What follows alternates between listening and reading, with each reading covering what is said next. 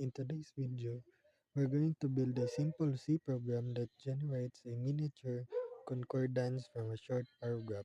A concordance is basically a list of all unique words in a text, along with how many times each word appears. For example, if we put the sentence, "The quick brown fox jumps over the lazy dog. The dog sleeps." The program will output each unique word in alphabetical order like brown 1, dog 2, the tree, and so on. Here's how the program works.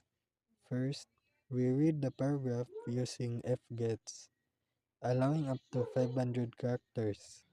Next, we normalize the input by converting every character to lowercase using toLower, so that words like the and the are treated the same.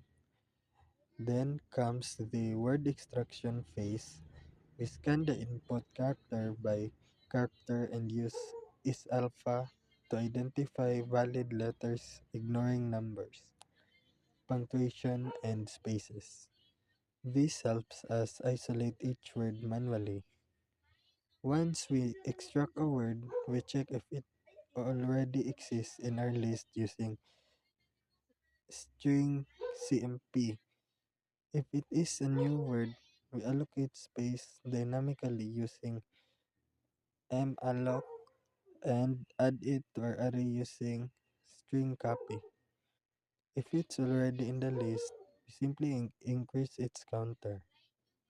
After processing all words, we sort the list alphabetically using qsort with a custom comparator that compares the strings. Finally, we print each word left aligned in a 15-character field followed by a colon and its frequency count. To keep things clean and efficient, we make sure to free all the memory we allocated dynamically, preventing any memory leaks. In this project, we practice using core string handling functions from string.h, like string length, string copy, string compare, and string set, combined with manual scanning and dynamic memory management, and that's it. A fully working C program that builds a word frequency list from any short paragraph input. If you enjoyed this explanation, be sure to like the video, subscribe to the channel, and leave a comment.